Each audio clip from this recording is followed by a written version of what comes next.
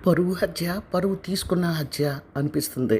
ఇప్పటి వరకు అమ్మాయిలు, అబ్బాయిలు లవ్ చేసుకోవడాలు, బ్రేకప్‌లు ఒకవేళ అదృష్టం బావుండి పెళ్లి చేసుకుంటే ఇంకొక 3 నెలల్లో ఆ అమ్మాయి వేరే అబ్బాయితో ఇల్లీగల్ అఫైర్ పెట్టుకోవడం, అబ్బాయి వేరే అమ్మాయితో పెట్టుకోవడం.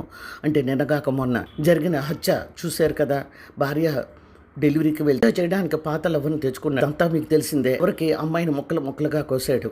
ఇలాగా అమ్మాయిని అబ్బాయో, అబ్బాయిని అమ్మాయినో చేసుకొని చస్తున్నారు. అంతవరకు ఓకే. కానీ ఇప్పుడు కన్న తండ్రే, గుండె మీద అల్లారు ముద్దుగా పెంచిన తండ్రే అమ్మాయి లవ్ చేసింది. అతని దృష్టిలో తప్పు కావచ్చు, తట్టుకోలేకపోవచ్చు. ఒక్క నిమిషం ఆలోచించాలి కదా!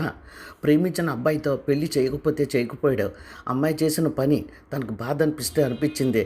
నమ్మించి ఇంటికి తీసుకొచ్చి అంత దారుణంగా గుండె మీద కోసుకొని పేక నొక్కి కొన ఊపిరితో ఉన్న అమ్మాయిని ఉరిసి తీసుకుంది అని చిత్రీకరించడం ఎంత దారుణం. మ్యారేజ్కి ఒప్పుకుంటే అందరూ కొద్ది రోజులు లవ్ మ్యారేజ్ అని చెప్పి ఊరుకునేవారు. కానీ ఇప్పుడు చేసిన పనికి వాడు జైల్లో బతికున్నంత కాలం ఒకవేళ మరణశిక్ష పడకుండా జీవిత ఖైదు వేసిన ఘటన ఎవరూ మర్చిపోరు. ఎందుకంటే అల్లారు ముద్దుగా పెంచిన కూతుర్ని చిత్రహింసలు పెట్టి చంపడం ఎంతవరకు సమంజసం? నాకు ఇదంతా చూస్తుంటే ఒకటే అనిపిస్తుందండి. కాలం ఎంతో అభివృద్ధి చెందింది, ఎన్నో సాధిస్తున్నాం అనుకున్నాం. కానీ అబ్బాయిలు అమ్మాయిలే కాదు, కన్న తల్లిదండ్రులు కూడా హంతకుల కింద తయారవుతున్నారు.